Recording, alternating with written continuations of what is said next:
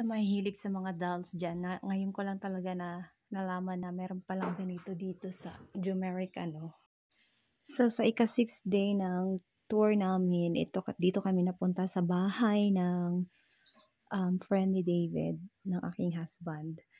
Pagpasok pa lang namin may nakatayo na ano yung parang doll sa labas. Tapos pagpasok namin may entrance din ng mga dolls.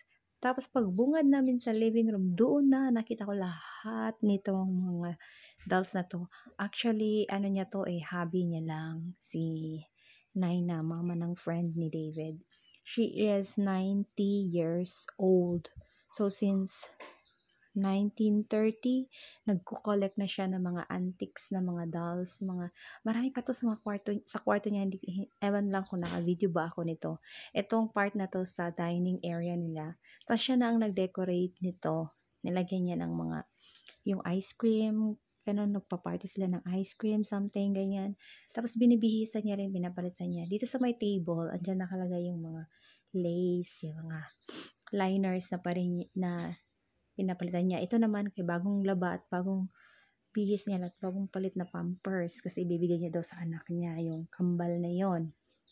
Tapos ayan, meron ding miniature na sewing machine noong unang panahon. Tapos ayan ang ano, sa sastre. And kung meron siyang pinakamalaki na ano na doll, meron din siyang maliit na dolls. Tapos ito yung section na, kasi teacher siya, so may part din na mga estudyante, ayan, nursing, ganyan. And then, oh my goodness, ang dami. Ang dami nila. Ito ay part ng guest room sa area kung saan dinadala yung mga guest. And then, naka-decorate pa daw ito. Snacks. So I have all my snacks back there. In fact, I just went there today and brought them all snacks. Wow. So nobody comes in here, so I left my Christmas decorations. Oh, that's beautiful.